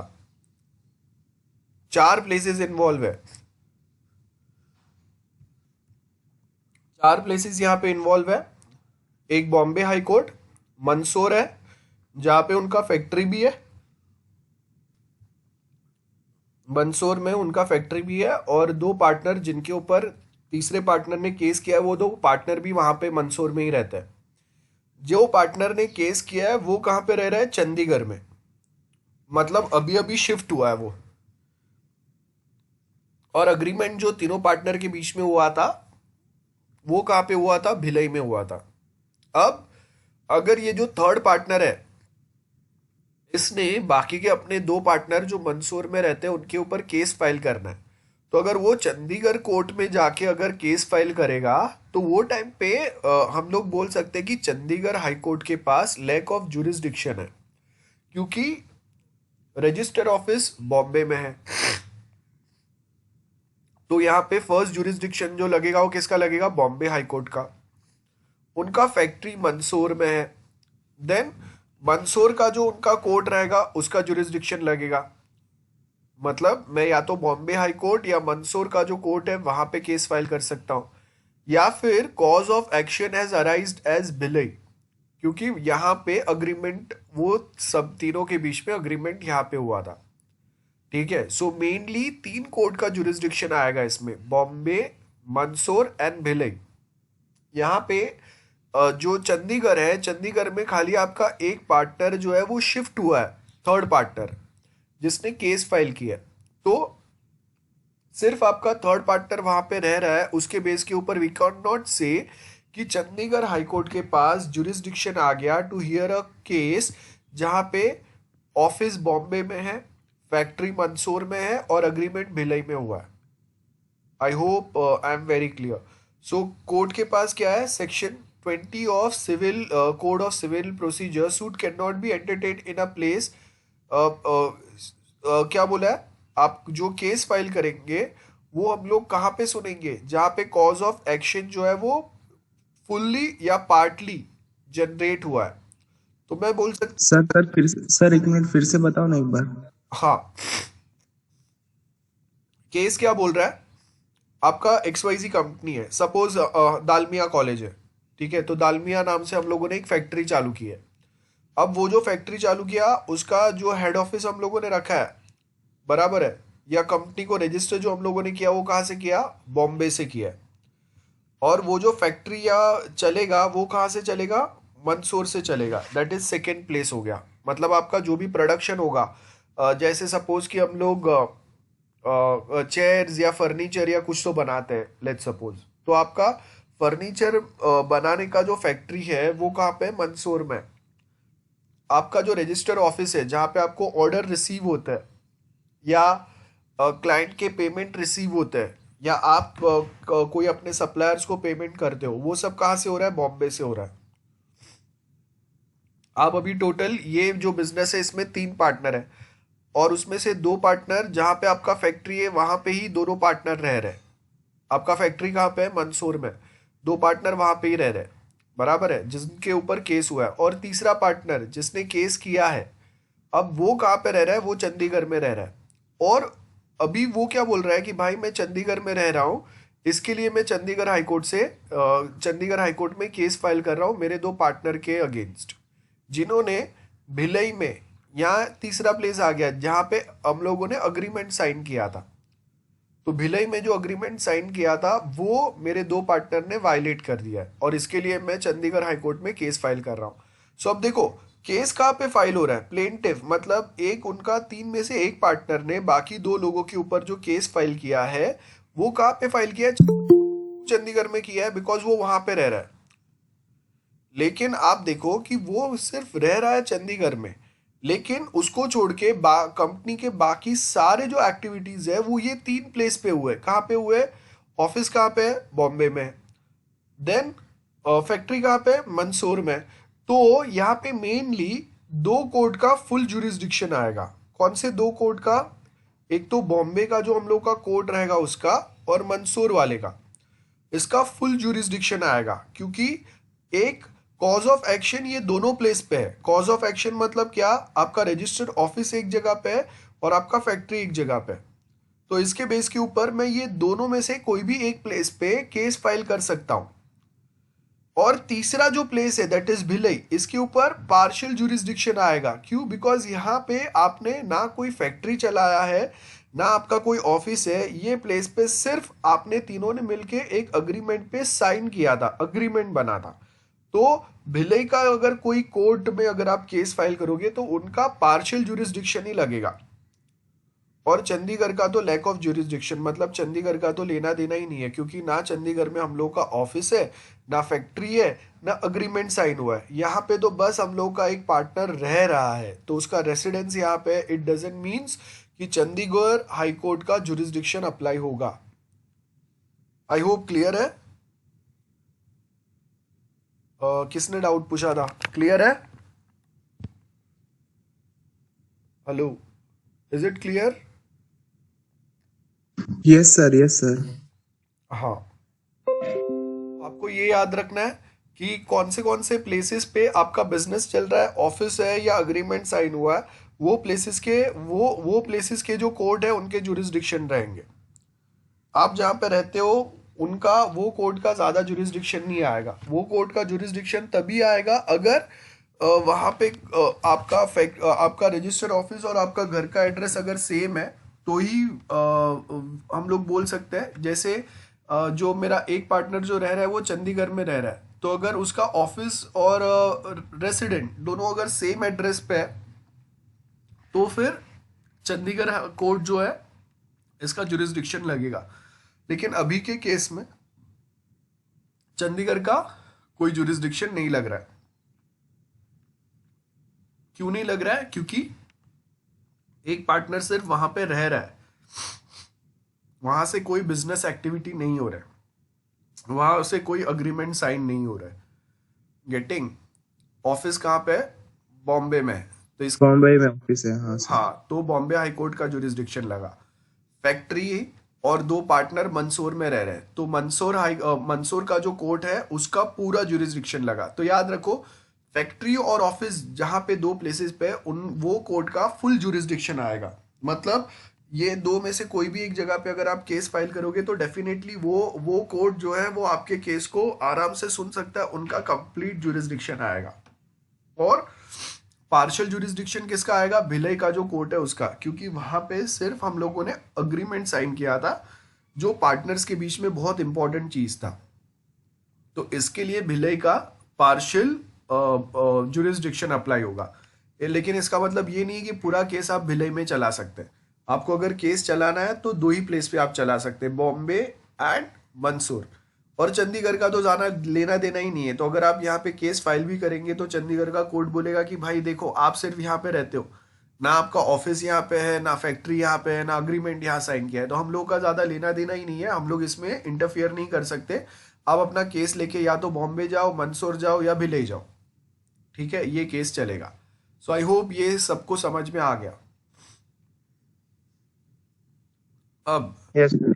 हाँ, सो अब देखो यहाँ पे अगर आप देखेंगे ना तो आपको नेक्स्ट पॉइंट क्या बोला कि ये जो भी हम लोग के जुरिस्डिक्शन स्पेसिफिक कुछ रूल्स या कुछ भी है ना, तो हम लोग बहुत बार ये सारे चीजें जो है ना वो हम लोग देखते हैं कि जो डेवलप कंट्रीज है, यूएस है, ब्रिटेन है, जापान है, वहाँ पे कैसे चल रहा है उसके हिसाब से हम लोग सर्टन चीज़ों को बोरो करते हैं। अगर आपको पता रहेगा कि इंडियन कॉन्स्टिट्यूशन भी हम लोगों ने बहुत सारे अलग अलग कंट्री से बोरो किया हुआ है, ठीक है, उसके प्रोविजंस प्लेसेस से बोरो किया है। For example is Indian constitution जो है उसने बहुत सारे अपने प्रोविजंस जो है ना वो अलग अलग प्लेसेस से बोरो किए हैं। जैसे जब इंडियन कॉन्स्टिट्यूशन बना था वो टाइम पे इतने सारे कंट्रीज थे जिनके अपने काफी सक्सेसफुल कॉन्स्टिट्यूशन थे अपने कंट्री में। लाइक आपने सुना रहेगा कि फ्रांस है, यहाँ पे फ्रांस नहीं दिया है, फ्रांस भी है, मतलब और भी कंट्रीज है जिसमें से हम लोगों ने प्रोविजंस जो है वो बोरो किए हुए हैं। सो यहाँ पे अगर आप देखेंगे कि वी हैव यूएस, यूके। अब यूएस जो है वो एक काफी टाइम से आप बोल सकते हो कि यूके के अंडर ही था पहले तो यूएस, और यूके के अंडर से सबसे पहला कोई कंट्री अगर आजाद हुआ रहेगा तो वो यूएस है, ठीक है।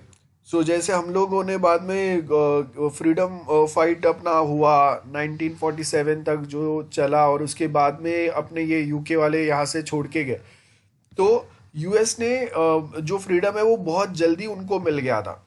ये सेम फाइट उन्होंने बहुत पहले लड़ लिया था, तो इनके पास कॉन्स्टिट्यूशन है, लेकिन ये अनरिटन कॉन्स्टिट्यूशन है। मतलब जैसा हम लोग के पास अलग से एक पूरा रूल बुक या लॉ है वैसा नहीं है, एक ही बुक में सारी चीज़ें नहीं है, इनके अलग अलग ऐसे पेजेस बने हुए हैं जो टाइम टू टाइम उनके यहाँ के लोगों ने बनाए थे। तो एक कंबाइंड पूरा एक बुक आपको नहीं मिलेगा यूएस में, लेकिन हाँ उसमें से सर्टन चीज़ें जो है ना वो हम लोगों ने बोरो की है। जैसे इंडियन कॉन्स्टिट्यूशन का जो प्रीएम्बल है वो यहाँ से बोरो किया हुआ है, ठीक है। देन सेम वे अगर आप देखेंगे यूके, सो अब जो ब्रिटेन है या यूके का गवर्नमेंट है वही इंडिया को चला रहा था। तो मोस्ट ऑफ अगर आप प्रोविजन देखेंगे ना तो हम लोगों का 35 to 40% जो इंडियन कॉन्स्टिट्यूशन के अंदर जो प्रोविजंस है ना वो आपको पता चलेगी कि वो हम लोगों ने यहाँ से ही बोरो किया है, ओके। और सेम वे में देन सर्टन प्रोविजंस जो हम लोगों ने बोरो किए है वो यहाँ से ही देख लेते हैं। हाँ देखो, सो आपको यहाँ पे पता चलेगा फ्रांस है, तो फ्रांस में सबसे पहले फ्रीडम फाइट स्टार्ट हुआ था। वर्ल्ड में सबसे पहले फ्रीडम फाइट जो चालू हुआ था वो फ्रांस में हुआ था। सो रिपब्लिक जो हम लोगों ने प्रीएम्बल में वर्ड डाला है वो फ्रांस से डाला है। जर्मनी से हम लोगों ने अगर इमरजेंसी अगर रहेगा तो वो टाइम पे हम लोग फंडामेंटल राइट्स को बंद कर देंगे, ठीक है। मतलब आपके पास वो टाइम पे freedom of speech and expression या freedom to follow your religion, ये कोई भी फंडामेंटल राइट्स नहीं रहेंगे। ये सारे फंडामेंटल राइट्स को हम लोग सस्पेंड कर सकते हैं। ये प्रोविजन हम लोगों ने कहाँ से लिया है? ये प्रोविजन हम लोगों ने लिया था जर्मनी से। सेम साउथ अफ्रीका से हम लोगों ने प्रोविजन लिया है कि राज्यसभा में जो इलेक्शन अगर होता है तो वो कैसे होता है, आपने जो वोट आप करते हैं ना वो लोकसभा इलेक्शन के लिए करते हैं। राज्यसभा में इंटरनली मेंबर सिलेक्ट होता है, आप एमएलए के लिए वोटिंग करते हैं, बराबर है। एमएलसी के लिए नहीं करते। एमएलए मतलब member of legislative assembly and MLC मतलब मेंबर ऑफ लेजिस्लेटिव काउंसिल। तो वो जो राज्यसभा होता है उसके लिए हम लोग कभी वोट नहीं करते। देन जापान में से कुछ प्रोविजन लिए, कनाडा में से लिए, यूएस में से, आयरलैंड, ब्रिटेन, यूएसएसआर जो आज के टाइम पे रशिया है उसमें से भी हम लोगों ने फंडामेंटल ड्यूटीज जो है वो यहाँ से लिए थे। फंडामेंटल ड्यूटीज का मतलब क्या हो गया, हम लोग अगर जनगण मन जो है वो अगर कहीं पे अगर बज रहा है तो हम लोगों को अपने नेशन के रिस्पेक्ट में खड़ा होना है। फ्लैग अगर है तो उसका रिस्पेक्ट करना है। तो ये जो है ना, ये फंडामेंटल ड्यूटीज होते हैं। मतलब अगर कोई अभी अगर कहीं पे अगर हम लोगों का एंथम अगर चल रहा है, नेशनल एंथम, अगर कोई खड़ा नहीं हो रहा है तो मैं उसको जबरदस्ती नहीं कर सकता कि भाई तेरे को खड़ा होना ही पड़ेगा। ये हम लोग के फंडामेंटल ड्यूटी है। एनवायरनमेंट को क्लीन रखना है, that is a fundamental duty. Animals को हार्म नहीं करना है, दैट इज फंडामेंटल ड्यूटी। लेकिन उसके अगेंस्ट आपके हर एक जगह पे कोई रूल्स रहेंगे कि अगर ये फंडामेंटल ड्यूटी तोड़ा आपको तो आपके ऊपर केस हो सकता है, आपको पनिशमेंट हो सकता है। ये ज़रूरी नहीं है, ये अगर हुआ तो ठीक है। जैसे आप देखो कि ये स्वच्छ भारत और ये सब मिशन जो है वो अभी धीरे धीरे चालू हुआ है, नहीं तो अभी भी अगर आप बहुत सारे प्लेस पे देखोगे तो लोग अभी भी रोड पे थूकते ही है। सो अपने जगह को क्लीन रखना, that is a fundamental duty. लेकिन अगर उसके अगेंस्ट अभी जाके हम लोगों ने रूल बनाया कि अगर आपने ये फंडामेंटल ड्यूटी अगर फॉलो नहीं किया तो आपने अगर कहीं पे थूका या कचरा किया तो आपको इतना फाइन पड़ेगा, और वो भी वहां पे अगर कोई एक ऑफिसर प्रेजेंट रहेगा तो होगा, अदरवाइज नहीं होगा। सो आप देखो कि जो बी आर आम्बेडकर, जो फादर ऑफ इंडियन कॉन्स्टिट्यूशन बोलते हैं जिनको, तो उन्होंने जब इंडियन कॉन्स्टिट्यूशन बनाया ना तो वर्ल्ड में उन्होंने देखा कि बेस्ट कहाँ कहाँ पे कौन से कंट्रीज के पास डेमोक्रेसी है उनके पास, और उनके यहाँ पे अपने कॉन्स्टिट्यूशन जो है वो बहुत अच्छे से चल रहे हैं। और वहां से हम लोगों ने वो प्रोविजंस बोरो किए और उसको हम लोगों ने कस्टमाइज किया इंडिया का जो हम लोग का कल्चर था वो वे में। तो ये इसको हम लोग कॉपीड फीचर बोलते हैं, लेकिन इसका मतलब ये नहीं है कि हम लोगों ने पूरा बोरो किए करके एज इट इज रखा हुआ है। याद रखो, आप अगर हम लोग के नेबर्स देखोगे और वर्ल्ड के दूसरे थोड़े कंट्रीज देखोगे, जैसे एग्जाम्पल आप देखो श्रीलंका एंड नेपाल, उनके यहाँ पे अभी तक में कितने बार कॉन्स्टिट्यूशन उनके बने, वापस वो पुराना कॉन्स्टिट्यूशन को हटाया, नया बना, वापस नए हटा के उसके बाद वापस कोई तीसरा लेके आए। उनके यहाँ पे ये कंटिन्यूअस चल रहा है। आपने रिसेंटली सुना रहेगा थोड़े टाइम पहले जो डिस्प्यूट चल रहा था कि एक साथ 2 प्राइम मिनिस्टर आ गए थे श्रीलंका में। तो ये सब क्यों होता है? जब आपके पास एक ढंग का प्रॉपर कॉन्स्टिट्यूशन ना हो। तो अगर बी आर आम्बेडकर ने ये प्रोविजंस यहाँ से बोरो किए ना, फिर भी उसको इतने सिस्टमेटिक वे में बना के रखा हुआ है कि आज हम लोगों के ऑलमोस्ट 75 ईयर्स अगर हम लोगों के होने आए हैं, फिर भी आपको कभी भी ऐसा फील नहीं हुआ इंडिया में कि हम लोगों को अपना कॉन्स्टिट्यूशन बदलना पड़ेगा। हाँ, कुछ प्रोविजंस हम लोग चेंज करते हैं, ऐड करते हैं, रिमूव करते हैं, ये अमेंडमेंट चलते रहते हैं। लेकिन वी आर सो लकी कि हम लोगों का एक वर्ल्ड का सबसे लेंथीएस्ट कॉन्स्टिट्यूशन है, return lengthiest constitution in the world, वो इंडिया का है। और फिर भी आज तक हम लोगों ने कभी भी कॉन्स्टिट्यूशन चेंज नहीं किया है और आगे भी शायद कभी चेंज ना करना पड़े। ये हम लोगों का एक मेन पावर है। तो ये सारी चीजें हम लोगों ने बोरो की है क्योंकि हम लोगों ने वो कॉन्स्टिट्यूशन बहुत लेट बनाया, हम लोगों को फ्रीडम बहुत लेट मिला। तो वो टाइम पे जो जो कंट्री को फ्रीडम मिला था, अपने खुद के कॉन्स्टिट्यूशन थे, तो वो कैसे चला रहे थे अपने डेमोक्रेटिक कंट्री को, उसको हम लोगों ने समझा और उसको फिर हम लोगों ने इंडियन फ्लेवर में डाला। तो एग्जैक्टली सेम वे जब अगर हम लोग दूसरे कोई सर्टन रूल्स या लॉ की बात करते हैं ना, तो वहां पे भी हम लोग बोलते हैं कि अगर यूएस में अगर कोई प्रोविजंस या रूल या लीगल प्रिंसिपल्स अगर वहां पे चल रहे हैं तो वहां पे कैसे चल रहे हैं, तो वहां पे क्या पैटर्न है, वहां पे वो क्या स्टेप्स फॉलो कर रहे हैं, वैसे ही कुछ हम लोग चीजें यहाँ पे भी बोरो कर सकते हैं। जैसे आप देखो कि जो आईटी एक्ट है, तो उसके अंदर भी बहुत सारे प्रोविजंस जो अगर आप देखेंगे ना, तो वो हम लोगों ने यूके और यूएस से ही बोरो की है क्योंकि उनके यहाँ पे टेक्नोलॉजी पहले आ गया, टेक्नोलॉजिकली वो हम लोगों से एडवांस है। This countries are considered as first world country, मतलब वहाँ पे 5G चालू हो गया यूज होने का।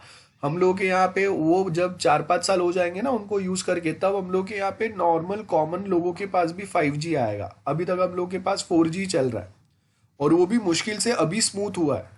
सो मतलब अभी अभी तो हम लोगों ने 4G यूज करना चालू किया है, ऐसा कुछ बात नहीं है कि 5-6 साल से हम लोग 4G यूज कर रहे हैं। उसका जो स्मूथ यूज है वो अभी जाके चालू है। तो तब तक में उन्होंने 4G यूज करके घिस के हो गया, now they are on 5G।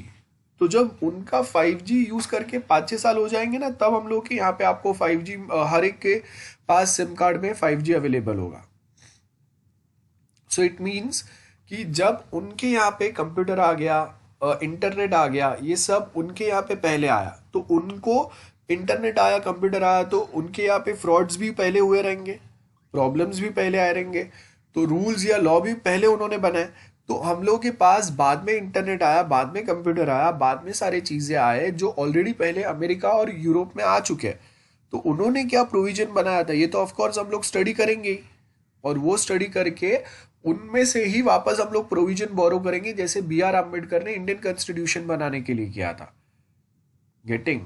सो हम लोगों ने भी जब यहाँ पे हम लोग अगर कुछ रूल बनाते हैं, तो वर्ल्ड में दूसरे जगह पे वो कैसे चल रहा है, वो चीज़ें कैसे काम कर रहे हैं, उसको फॉलो करके अपने वे में कस्टमाइज करके उसको रीयूज करेंगे।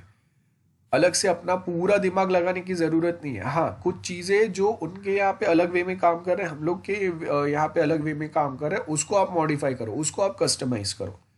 GST में भी सेम चीज़ किया है। वर्ल्ड में बहुत सारे कंट्रीज है जहाँ पे GST वाला सिस्टम ऑलरेडी अवेलेबल है, 1 कंट्री 1 टैक्स। वही सेम चीज़ हम लोगों ने यहाँ पे बोरो किया है। ये कुछ ऐसा यूनिक चीज़ नहीं है कि जो इंडिया ने सोचा है, ठीक है, ये ऑलरेडी बहुत सारे कंट्री में आपको मिलेगा वर्ल्ड के। तो हम लोगों ने वहाँ पे कैसा चल रहा है सिस्टम, वहाँ पे अगर सॉफ्टवेयर है GST फाइलिंग का तो कैसा है, हर एक अलग अलग प्रोडक्ट के ऊपर वो GST कैसे अप्लाई कर रहे हैं, कलेक्ट कैसे हो रहा है, और देन स्टेट में डिस्ट्रीब्यूट करना कैसे है, ये सब हम लोगों ने वहाँ से बोरो किया, स्टडी किया, और उसको अगेन अपने वे में कस्टमाइज करके अप्लाई किया। सो सेम चीज़ अगर आप देखेंगे, सो यहाँ पे आपको क्या बोला है, legal principal on jurisdiction in US। मतलब US में कैसा पैटर्न काम करता है ज्यूरिसडिक्शन का, वैसा ही कुछ हम लोगों ने इंडिया के लिए भी अप्लाई किया है, या उसको हम लोग मॉडिफाइड वे में अप्लाई करेंगे। तो legal principle contradiction in US क्या है, minimum contact and purposeful availment. There are 2 principles are the foundation of the law of jurisdiction in US for finding jurisdiction in a particular place or a certain place in legal dispute between the party, especially where the defendant is a non-resident of forum state। अब देखो यहाँ पे अगर आप देखेंगे ना, US जो है वहाँ पे आपने FBI फेडरल ये वर्ड हमेशा सुना रहेगा, इट्स अ फेडरल गवर्नमेंट, और फेडरल आर्किटेक्चर है US में, और इंडिया में यूनिटरी आर्किटेक्चर है। मतलब US में प्रेसिडेंट के पास पावर्स तो होते ही है, उसके ही साथ साथ जो उनके अलग अलग स्टेट्स है ना, वो स्टेट के पास भी अपने खुद के पावर है। वो स्टेट में जो सिटीजन्स रहते हैं उनके पास वो स्टेट के अपने खुद के सिटीजनशिप्स है। मतलब अगर मैं कैलिफोर्निया में रहता हूँ तो वहाँ का सिटीजनशिप होगा और US का सिटीजनशिप होगा, मेरे पास 2 सिटीजन, ड्यूअल सिटीजनशिप होगा। इंडिया में आपके पास ऐसा नहीं है कि अगर मैं महाराष्ट्र में रहता हूँ तो महाराष्ट्र का अलग सिटीजनशिप है और इंडिया का अलग है। आपको एक ही आधार कार्ड मिलता है जो बोलता है कि भाई आप इंडियन सिटीजन हो। ये चीज़ पहले JNK में, जम्मू कश्मीर में अप्लाइड था, लेकिन जब से 370 हम लोगों ने हटा दिया है, तब से अभी जम्मू एंड कश्मीर में भी सिर्फ इंडियन सिटीजनशिप मिलता है, जम्मू कश्मीर का अलग सिटीजनशिप नहीं मिलता है। एंड एज अ रिजल्ट अब मैं जम्मू कश्मीर में जाके प्रॉपर्टी बाई कर सकता हूँ, वहाँ पे मैं अपने कंपनीज या फैक्ट्री सेटअप कर सकता हूँ। सब कुछ जो हम लोग बाकी स्टेट में करते हैं वो जम्मू कश्मीर में भी कर सकते हैं। ये बेनिफिट है, ठीक है। अब US का आर्किटेक्चर अलग है। अपने यहाँ पे भाई प्राइम मिनिस्टर जो है वो सबसे पावरफुल है। अपने यहाँ पे कोई स्टेट जो है वो अलग नहीं हो सकता, ठीक है। अपने मर्जी से, या हम लोगों ने अगर उनको ऐड किया रहेगा तो इंडिया के अंदर वो ऐड हो गए या हो सकता है, but at any point of time वो इंडिया से अलग नहीं हो सकते। ये अलाउड नहीं है इंडियन कॉन्स्टिट्यूशन में, जब तक हम लोग डिसाइड करके उनको अलग ना करें। जैसे बांग्लादेश और इंडिया के बीच में बहुत टाइम से, बहुत सालों से, 1971 जब से बांग्लादेश बना तब से डिस्प्यूट चल रहे थे कि हम लोग के एरिया के 2-4 with in are boundary 2-4 area Bangladesh को बिलोंग कर रहे थे, एंड सेम वे बांग्लादेश के अंदर 2-4 गांव जो थे वो इंडिया को बिलोंग कर रहे थे, 2-4 नहीं बहुत ज़्यादा थे। तो हम लोग ने आके क्या किया कि भाई इंडिया के बॉर्डर के अंदर जो भी आपके गांव है वो इंडिया के हो जाएंगे, और आपके बॉर्डर के अंदर जो भी इंडिया के गांव है वो आपके हो जाएंगे, सो दैट वहाँ पे रहने वाले लोगों को भी प्रॉब्लम ना हो। सो वो हम लोगों ने क्या किया, अपना सर्टन कुछ बाउंड्री, अपना कुछ एरिया जो है वो दूसरे कंट्री को दे दिया और उनका हम लोगों ने ले लिया।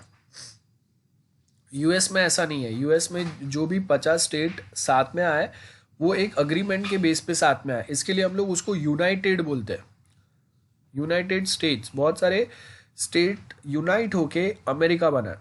तो और यही स्टेट को अगर फ्यूचर में लगेगा कि भाई मुझे अमेरिका के साथ नहीं रहना है, तो वो उसमें से अलग भी हो सकता है।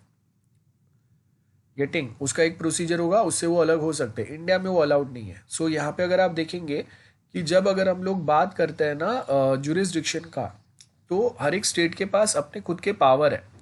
बहुत बार प्रेसिडेंट कुछ बोलता है ना, स्टेट फिर भी नहीं मानते, वो अपना ही चलाते हैं। यहाँ पे ऐसा नहीं होगा। यहाँ पे अगर प्राइम मिनिस्टर ने बोला कि आपको ये फॉलो करना है, तो यहाँ के स्टेट को वो फॉलो करना पड़ेगा, क्योंकि the way, the pattern, the architecture is different. यहाँ पे हम लोग के पास यूनिटरी आर्किटेक्चर है, ठीक है। यूएसए जैसा फेडरल नहीं है। हाँ, नॉर्मल सिचुएशन रहेगा तब तक फेडरल आर्किटेक्चर हम लोग फॉलो करते हैं कि हाँ भाई हर एक स्टेट जो है वो वहाँ पे क्या फार्म करना है, फार्मर को कितना सब्सिडी देना है, ये सब वो ले सकते हैं डिसीजन। लेकिन डिफेंस डील, कौन से कोई कंट्री के पास से कौन से वेपन्स लेने हैं, ये स्टेट के पास अथॉरिटी नहीं है। महाराष्ट्र ऐसा नहीं बोल सकता कि भाई मैं चाइना के पास से ये वाले वेपन लूँगा, फ्रांस के पास से आप ले रहे हो उसमें मुझे इंटरेस्ट नहीं है। सो हम लोग के पास नॉर्मली जब कोई वॉर लाइक सिचुएशन, कोई इमरजेंसी नहीं है, तब तक हर एक स्टेट जो है वो अपने दिए हुए लिमिट में काम कर सकते हैं, पूरा फ्रीडम नहीं है, ठीक है। और अगर वॉर लाइक सिचुएशन होगा तो वो टाइम पे सारे चीफ मिनिस्टर्स ये जो भी है वो कोई नहीं रहेगा, सिर्फ प्राइम मिनिस्टर रहेगा, और वो जो बोलेगा वो होगा पूरे कंट्री में। ऐसा होता है, हम लोग के पास ये पावर है, यूएस में नहीं है ये। तो वहाँ पे अगर आप देखेंगे जुरिस्डिक्शन जो प्रिंसिपल है वो भी अलग वे में काम कर रहा है। सो यहाँ पे आपको क्या बोला है, जब अगर जो जिसके साथ हम लोग का डिस्प्यूट हुआ है यूएसए में, वो अलग स्टेट में और केस कोई दूसरे स्टेट में हो रहा है, तो यहाँ पे क्या हो गया, two principles can be applied together as well as individually, like this principle complement each other in a result of application and very similar to a legal theory of a cause of action।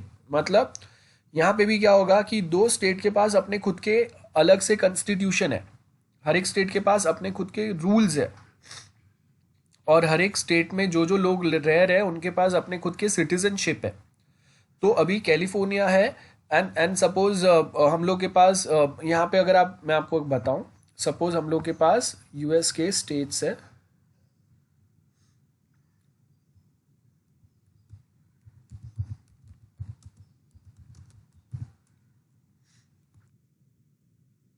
देखो हम लोग के पास यहाँ पे दो states है, बराबर है। अब एक न्यू मैक्सिको है और एक टेक्सास है, या फिर यहाँ पे आप देख लो कि हम लोग के पास कोलोराडो है और यहाँ पे टेक्सास है या एरिजोना है। अब यहाँ के दो दो स्टेट के बीच के अगर कहीं पे कोई डिस्प्यूट हो गया कि कोई कंपनी है जो एरिजोना में चल रहा है और उसका जो पार्टनर है वो कहाँ पे, कोलोराडो में, तो ये दो स्टेट में जो रहने वाले लोग हैं ना, उनके पास अपने खुद के अलग रूल्स है, वो स्टेट लेवल पे अलग कॉन्स्टिट्यूशन है। और कोलोराडो में रहने वाले के पास कोलोराडो का सिटीजनशिप है, एरिजोना वाले के पास उसका अपना सिटीजनशिप है, और यूएसए का भी है। तो जब ये दो प्लेस पे अगर सपोज मेरा पूरा बिजनेस यहाँ पे चल रहा है, मेरा हेड ऑफिस यहाँ पे और मेरा पार्टनर सिर्फ यहाँ पे रह रहा है, और दो पार्टनर्स के बीच में अगर डिस्प्यूट होगा, तो यूएसए में भी हम लोग क्या कर रहे हैं, यूएसए में भी हम लोग क्या कर रहे हैं, इंडिया में कॉज ऑफ एक्शन है कि भाई आप भले रहते हो अलग अलग स्टेट में हो, लेकिन मेन जो डिस्प्यूट आया है वो किसके वजह से आया, बिजनेस के वजह से। तो आपका बिजनेस का हेड ऑफिस कहाँ पे है, वहाँ पे जाके वो स्टेट के कोर्ट में जाके आप केस फाइल करेंगे। So this is what everything about USA, ठीक है। और उसके बाद लास्ट वाला एक छोटा सा पार्ट है, ये वाला जो केस है ये हम लोग नेक्स्ट टाइम डिस्कस करते हैं, ठीक है। आज जो भी डिस्कस किया, आई होप अभी तक किसी को डाउट नहीं है, anyone, any doubts? No doubt sir. No sir. Okay ठीक है, तो आज हम लोग यहाँ पे स्टॉप कर दें। I stop this lecture after 5 minutes. Wait for